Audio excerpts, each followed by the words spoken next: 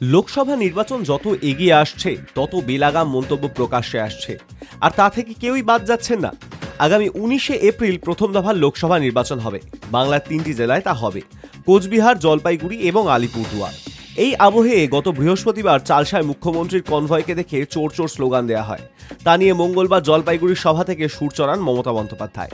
তিনি বলেন, আমার গাড়ি দেখে ওরা চোর বলেছে, সেদিন ওদের জিভ টেনে ছিঁড়ে নিতে পারতাম, ভোট বলে কিছু বলিনি। আর মুখ্যমন্ত্রীর এই মন্তব্যের প্রেক্ষিতে পাল্টা আবার বেলাগাম মন্তব্য করলেন বর্ধমান দুর্গাপুরের বিজেপি প্রার্থী দিলীপ ঘোষ। যা নিয়ে এখন জোর চর্চা শুরু হয়েছে।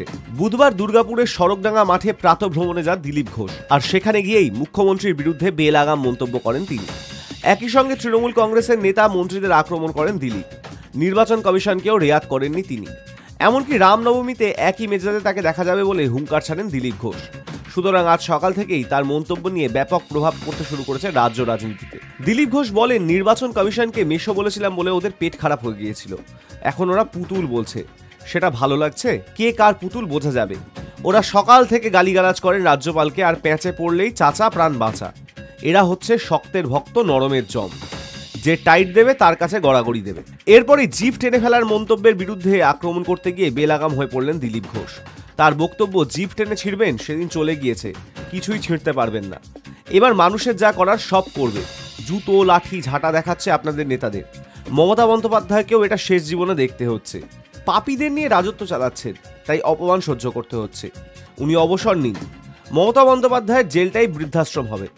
আগেও দিলীপ ঘোষ বাংলার মুখ্যমন্ত্রীকে নজিরবিহীন ভাষায় মন্তব্য করেছিলেন, তার জন্য নির্বাচন কমিশন সেন্সার করেছিল। এবার আবার কিছুই ছিঁড়তে পারবেন না বলে অশ্লীল ইঙ্গিত করেছেন বলে মনে করা হচ্ছে।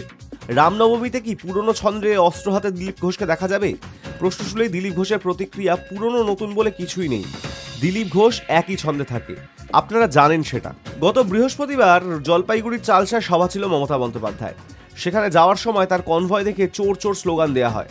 মমতা বন্দ্যোপাধ্যায় খুব ঠান্ডা মাথায় পরিস্থিতি সামাল দিয়ে হাসি মুখে মানুষজনের সঙ্গে শুভেচ্ছা বিনিময় করে চলে যান।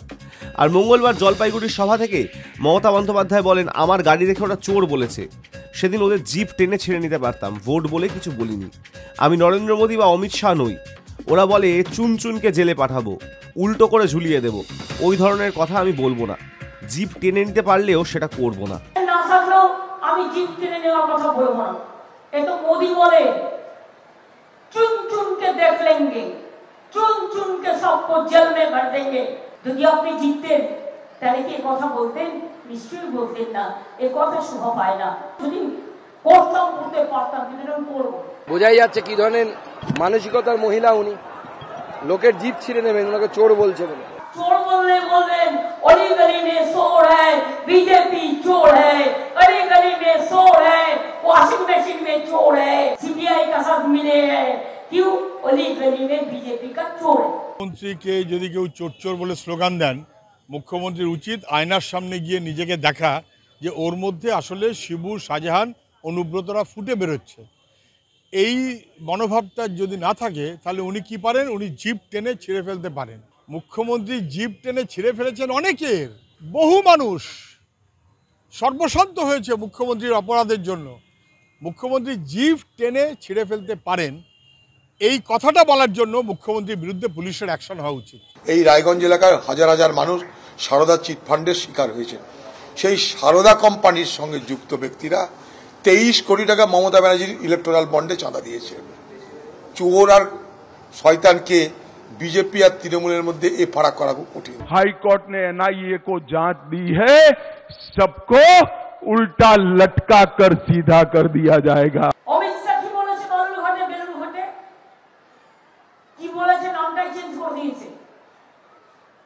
বলেছে উপরে মাথা থাকবে, এই উপরে পা আর মাথায় सबको लेफ्टे देंगे। আমি বললাম लोकतंत्र में जनता तुमको झटका देंगे, तुमको झटका देंगे, तैयार থাকো। High news network.